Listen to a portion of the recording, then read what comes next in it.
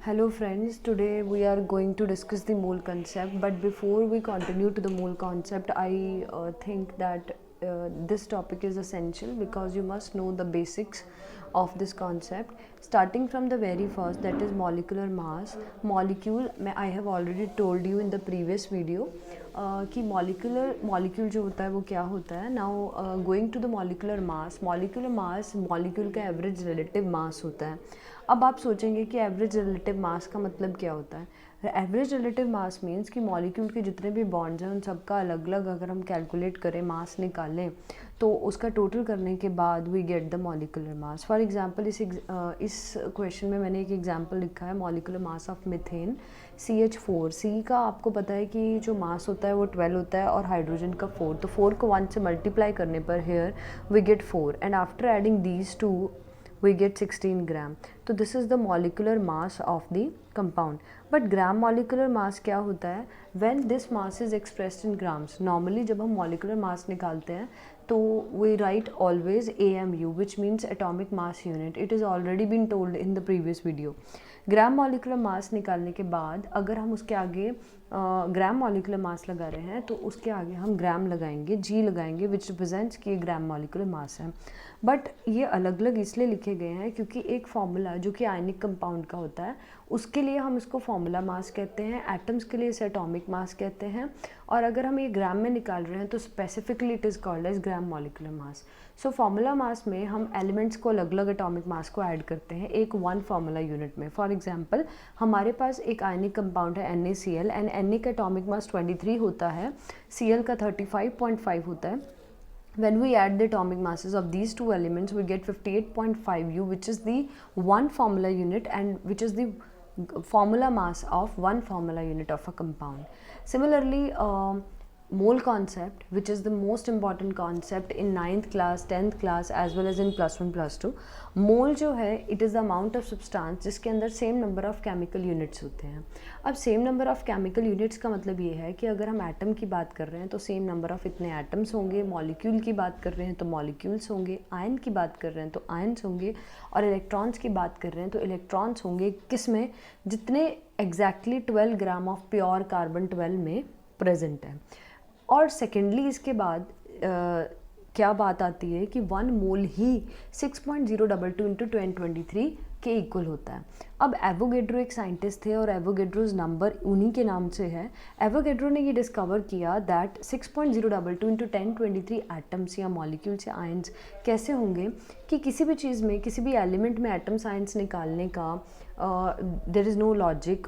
आप simply calculate नहीं कर सकते, इट इज़ क्वाइट डिफ़िकल्ट. तो उन्होंने एक स्टैंडर्ड रख दिया कि इतने में, यानी कि कोई भी जो एलिमेंट है उसका जो भी एटॉमिक मास होगा, फॉर एग्जांपल Na का एटॉमिक मास 23 है, तो 23 ग्राम ऑफ Na में कितने एटम्स होंगे? 6.022 इंटू 1023. सिमिलरली मैंने यहाँ एक एग्जांपल दिया है. मैं कह रही हूँ 1 मोल ऑफ वाटर मॉलिक्यूल्स के अंदर इतने वाटर मॉलिक्यूल्स होते हैं जो कि एवोगेड्रो नंबर है, लेकिन उसी टाइम पर जब मैं उसका मोलर मास निकालती हूँ तो वो 18.02 ग्राम आता है. इसका मतलब 18.02 ग्राम जो वाटर है, जो कि 1 मोल ऑफ वाटर है, यानी उसका मोलर मास भी वही आया है, ये आपस में इक्वल है. यानी 18.02 6.022 इंटू 1023 वाटर मॉलिक्यूल्स के इक्वल होगा. तो this was about the mole concept. अब इसके मोलर मास के बाद ये जो मोल्स का कॉन्सेप्ट है, इसी में मोलर वॉल्यूम भी आता है. वो कहते हैं अब जो 1 मोल ऑफ सब्सटेंस है वो जितना वॉल्यूम ऑक्यूपाई करेगी that is called as molar volume, और उसको हम VM के M से डिनोट करते हैं. 1 mole of all the gases substances, 1 mole of जितनी भी गैसेस सब्सटेंसेस हैं वो 273 केल्विन और 1 एटमॉस्फेरिक प्रेशर पे इतना वॉल्यूम ऑक्यूपाई करेंगी जो कि 22.4 लीटर के इक्वल होता है. इट मीन्स कि as 1 mole is equal to 6.022 into 1023 atoms और मॉलिक्यूल्स और आयन्स और इलेक्ट्रॉन्स. सिमिलरली अगर कोई आपसे 1 मोलर वॉल्यूम कहेगा, you will say that it is equal to 22.4 litres, या अगर वो मिलीलीटर्स में है तो इट वुड बी 22,400 मिलीलीटर. और unit of molar volume is always litre per mole और per millilitre per mole. Next important cheese is percentage composition. Percentage composition का मतलब ये है मास परसेंटेज किसी भी कॉन्स्टेंट एलिमेंट की जो किसी कंपाउंड में होती है उसे परसेंटेज कॉम्पोजिशन कहते हैं। सिंपली एक एग्जांपल से हम इसको डिस्कस करते हैं। मास परसेंट ऑफ एलिमेंट का मतलब है कि mass of element in one molecule of compound. इसका मतलब वन मॉलिक्यूल जो है कंपाउंड का, उसका आपने क्या निकालना है, मास निकाल लेना है और उसको उसके मॉलिक्यूलर मास से डिवाइड कर देना है और फिर उसे 100 से मल्टीप्लाई कर लेते हैं। तो इससे हमारे पास उस पर्टिकुलर एलिमेंट का मास परसेंटेज आ जाएगा। For example calculate the mass percentage of hydrogen in water molecules. आपके पास वाटर है, वाटर का जो फॉर्मूला है दैट इज़ H2O। अब उसमें आपको सिर्फ हाइड्रोजन का मास परसेंटेज निकालने के लिए कहा है। So you will simply write first of all water का मोलर मास क्या है और उस एलिमेंट का मास क्या है। फॉर एग्जाम्पल यहाँ पर 1.008 ये एक हाइड्रोजन का एटॉमिक मास होता है।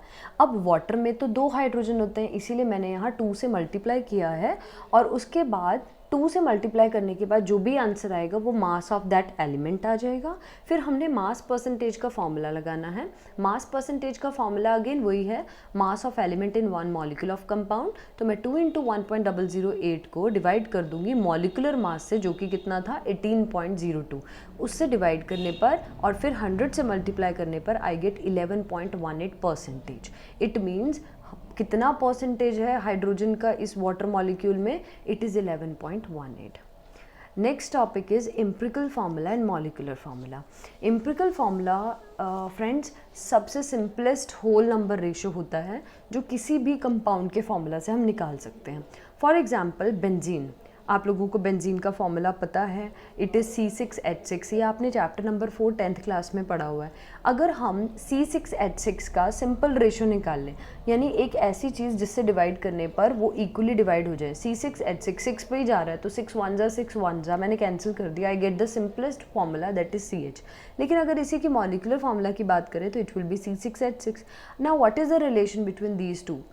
रिलेशन ये है कि molecular formula is equal to n multiply by empirical formula. It means अगर उसके मॉलिक्यूलर फार्मूला को हम उसके एम्पिरिकल फार्मूला से डिवाइड करें तो वी विल गेट n। तो यहाँ पर मॉलिक्यूलर फार्मूला है C6H6 बेंजीन का और एम्पिरिकल फार्मूला है CH। अगर हम उसको डिवाइड कर दें तो कॉमन n आएगा 6। It means n is equal to 6 for the benzene. तो आप किसी भी मॉलिक्यूल के लिए n की वैल्यू निकाल सकते हो या फिर n की वैल्यू गिवन हो तो आप उसका मॉलिक्यूलर फार्मूला निकाल सकते हो। अब इसी से रिलेटेड एक question every year it comes in your exam, specially in the first term examination, एक एम्पिरिकल फार्मूला का क्वेश्चन आता है। मैंने इसको इजी बनाने के लिए आपको स्टेप्स में इसको कन्वर्ट कर दिया है। फॉर एग्जांपल एक कंपाउंड है, कंपाउंड के अंदर 4.07% हाइड्रोजन है, 24.27% कार्बन है, 71.65% Cl है। अब उसका मोलर मास 98.96 ग्राम उन्होंने दिया हुआ है। What are its empirical and molecular formulas, ये हमें निकालने हैं। तो आपने फ्रेंड्स सबसे पहले इस क्वेश्चन को सोल्व करने के लिए क्या करना है, मास परसेंटेज को ग्राम्स में कन्वर्ट करना है।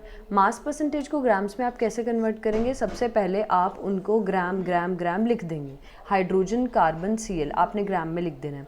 स्टेप नंबर 2 में आपने इसको नंबर ऑफ़ मोल्स में कन्वर्ट करना है।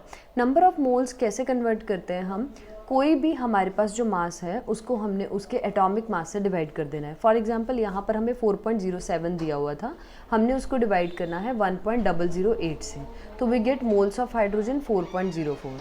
सेकेंडली कार्बन की अगर हम बात करें तो 24.27 दिया हुआ है एंड वी नो कि कार्बन का एटॉमिक मास कितना होता है 12.01, तो हमने उसको 12.01 से डिवाइड कर देना है, we get 2.021।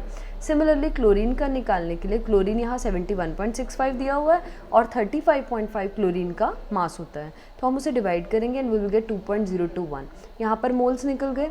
Divide the value by smallest number. अब हम इस वैल्यू को स्मॉलेस्ट नंबर से डिवाइड करेंगे। आप यहाँ देखिए 4.04, 2.021, 2.021 में स्मॉलेस्ट वैल्यू है 2.021, तो हम इन सब को 2.021 से डिवाइड करके 211 वैल्यू आ जाएगी।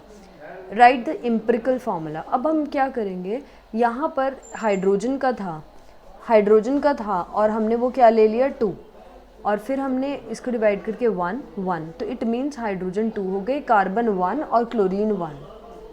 सो we get the empirical formula CH2Cl। अब empirical formula CH2Cl. And last step is calculate the molecular mass. अब हम इसका मॉलिकुलर मास कैलकुलेट करेंगे तो इट वुड बी 49.48 ग्राम. अब देखिए आप ध्यान से, हमने स्टार्टिंग में जो मॉलिकुलर मास था क्वेश्चन में इट वाज 98.96 ग्राम, ये उसका मोलर मास था कंपाउंड का.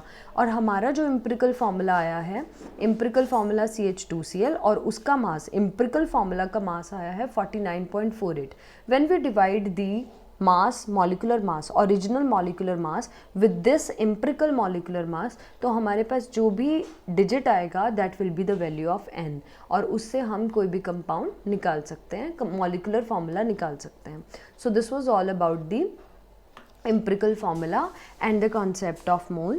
I think you like my video. If you like this video, please share this video, and if you are a new viewer, please subscribe to my channel so that you can get the latest updates, and please share this video so that I get more inspiration. Thank you.